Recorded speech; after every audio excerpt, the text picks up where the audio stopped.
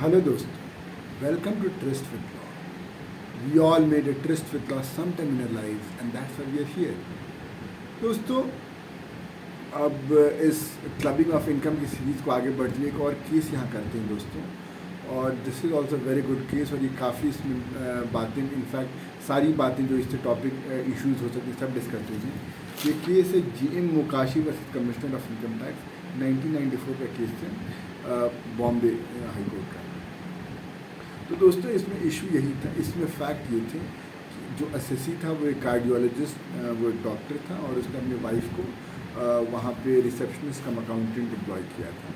तो उसकी वाइफ की इनकम को यहाँ पे इनकम टैक्स डिपार्टमेंट ने बोला कि ये क्लब हो जाएगा under section 64(1)(2) of the income tax act 1961, जबकि ये बोला कि ऐसा नहीं है। और इसने कुछ कंटेंशंस डाले। इसे कंटेंशंस वैसे आप नए कंटेंशन, दे नॉवल कंटेंशन। तो इट्स फर्स्ट कंटेंशन वॉज कि इसमें कंसर्न, इसके 64(1)(2) के लैंग्वेज में कंसर्न वर्ड यूज हुआ है, that does not cover profession, जैसे डॉक्टर, लॉयर ऐसा प्रोफेशन होते हैं। द सेकेंड कंटेंशन वॉज कि इसमें सब्सटैंशियल इंटरेस्ट की बात हुई है, और ये जब जो मेरे ये एंटिटी है इसमें 100% मैं ही प्रॉपरेटर हूँ इसका, तो इसको ये कवर नहीं करेगा। तीसरा कंटेंशन इसका ये है कि जो इसमें टेक्निकल और प्रोफेशनल क्वालिफ़िकेशन की जो बात प्रोवाइजो में होती है, और जो क्या कहते हैं बात, वो उसमें क्वालिफ़िकेशन में कोई डिग्री की ज़रूरत नहीं है, एक्सपीरियंस इतना इनफ, जैसा हमने बट्टा कल्याणी में देखा था। और इसका चौथा कंटेंशन ये है कि ये जो एंड है, जो प्रोवाइजो में लिखा हुआ है कि उसके पास अनलेस जो स्पाउस है उसके पास टेक्निकल एंड प्रोफेशनल क्वालिफ़िकेशन होनी चाहिए, and the income that she has earned is solely for the technical and professional knowledge and experience. तो इट सेज कि जो एंड यहाँ यूज हुआ है इसको और क्लियर रीड करना चाहिए। तो प्रोवाइजो का कोई भी एलिमेंट सेटिस्फाई हो गया तो प्रोवाइजो इज सेटिस्फाइड। तो ये चार कंडीशन थे इसके। इसको सबने income tax department, assistant appellate commissioner, उसके बाद इनकम टैक्स ट्राइब्यूनल, सब ने इसको नहीं बोला। अब ये हाई कोर्ट में गया है, बॉम्बे हाई कोर्ट में। तो जैसे जो अपैलेंट ट्राइब्यूनल का जो जजमेंट था वही कंटेंशन है डिपार्टमेंट के, और वो यही कह रहे हैं कि कंसर्न का मतलब होता है tribunal has held both business and profession, और कंसर्न जिसमें सब्सटैंशियल इंटरेस्ट की बात हो रही है तो it includes even the single person company या प्रॉप्रिएटरशिप। जैसे क्योंकि उसका ये कहना है कि जो एक्सप्लेनेशन 2 में जो लाइन लिखी हुई है कि मिनिमम 20%, अगर कंपनी के केस में डीमिंग बात बताई गई 20% मिनिमम है तो उसको सब्सटैंशियल इंटरेस्ट माना जाएगा, ऐसा कहा गया है। तो एक लोअर थ्रेशोल्ड है, अपर थ्रेशोल्ड कुछ नहीं है। तो अपर तो एज मच एज 100% जा सकते हैं। तीसरा बात हो रही है कि प्रोफेशनल क्वालिफिकेशन में ये सब चीज़ें आती हैं कि जो anything which makes you fit for the qualification. इस टेक्निकल क्वालिफिकेशन की बात हो तो स्पेशलाइज्ड नॉलेज हो आपके पास। और फाइनली जो एंड अपीयर हो रहा है, गिवन की प्रोवाइजो को आपको हमेशा स्ट्रिक्टली इंटरप्रेट करना होता है, तो and must be read as and. तो ये सब कंटेंशन थे इसके। जबकि ऑब्वियसली जो आप हमारे जो असेसी हैं वो बट्टा कल्याणी या आंध्र प्रदेश हाईकोर्ट का जजमेंट था जो हमने पढ़ा भी है, तो बट्टा कल्याणी का वो ले रहे हैं कि उसमें बात हुई थी कि ये एक्सपीरियंस, वहाँ पे क्वालिफिकेशन की बात नहीं हो रही है, वो कोई डिग्री आपको नहीं चाहिए, हारमोनियसली इंटरप्रेट करेगा, प्रोवाइजो के दोनों लिम्स को हारमोनियसली इंटरप्रेट करना पड़ेगा। तो इसलिए क्वालिफिकेशन डिग्री और डिप्लोमा इज़ नॉट नीडेड, आपके एक्सपीरियंस अगर उस फील्ड में है तो काम चल जाएगा। उसी तरह ये कोई मध्य प्रदेश हाईकोर्ट का मधुबाला श्रेणिक कुमार का जजमेंट भी साइड करते हैं। बट अब कोर्ट, बॉम्बे हाई कोर्ट ये कहता है on the first issue it says कि कंसर्न का मतलब होता है बिजनेस, अगर डिक्शनरी मीनिंग देखें। और एक केस था बरेंद्र प्रसाद रे वर्सेस ITO, तो उसमें कोर्ट ने कहा था कि business will include everything, it will given it's widest meaning.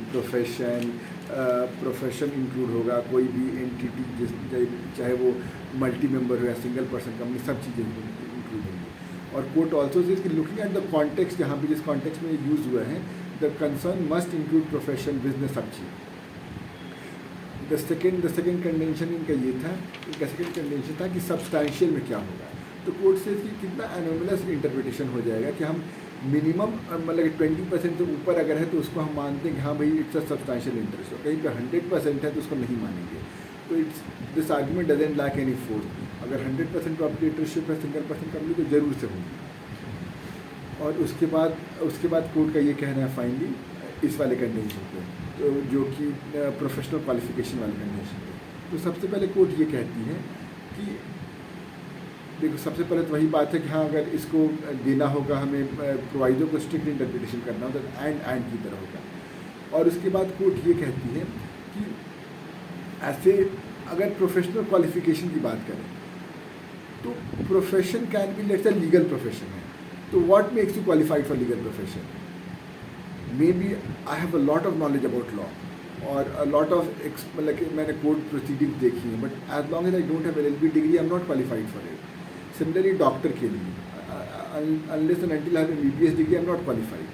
But on the other hand there can be some profession जहाँ पे जैसे प्रोफेशन मान लो कोई होटल कोई लेट्स से कोई होटल मैनेजमेंट उसमें भी कोर्स होते, लेकिन there can be many profession जहाँ पे आपको या लेट्स से आर्टिज़ां कोई कर रहा है तो उसके लिए you might not need a degree. तो कोर्ट यही कहता है कि it will depend on case to case and profession to profession कि उस क्वालिफिकेशन में क्या चाहिए, आपको डिग्री चाहिए या नहीं चाहिए। एक कुछ में हो सकता है चाहिए होगी।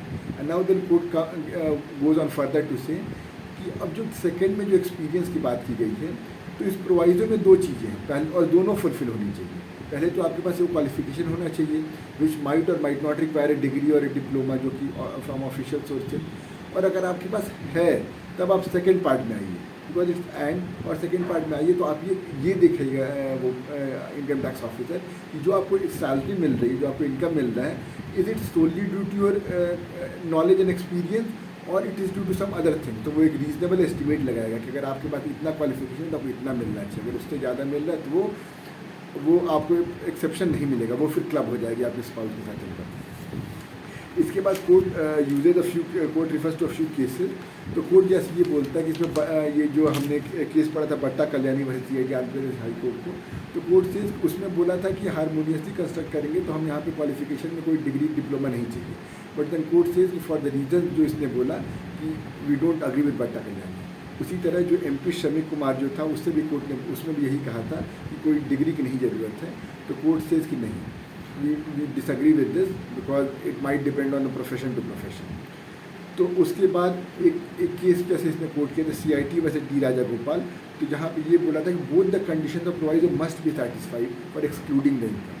तो ये जो है तो ये तो this is in favour of the judgement of the जो हाई कोर्ट जो जजमेंट देना चाहता है और ये इनकम टैक्स डिपार्टमेंट के फेवर में है। तो अब applying these precedents on the facts of this case, तो जो वाइफ थी वो BA first year pass out थी और उसको अकाउंटेंट और रिसेप्शनिस्ट के तौर पर बैठा दिया था। तो कोर्ट से कि लैक्स द क्वालिफिकेशन, इसलिए प्रोवाइजर में आ ही नहीं सकती है, इसलिए उसका जो इनकम होगा वो क्लब हो जाएगा उसके स्पाउस के इनकम के साथ। तो आई होप दोस्तों आपको ये केस समझ में आया होगा, और कोई दिक्कत कोई परेशानी आप ज़रूर बताइएगा। मिलते हैं एक नए वीडियो में एक नए केस के साथ। Till then let's continue with the case. Bye bye and good night.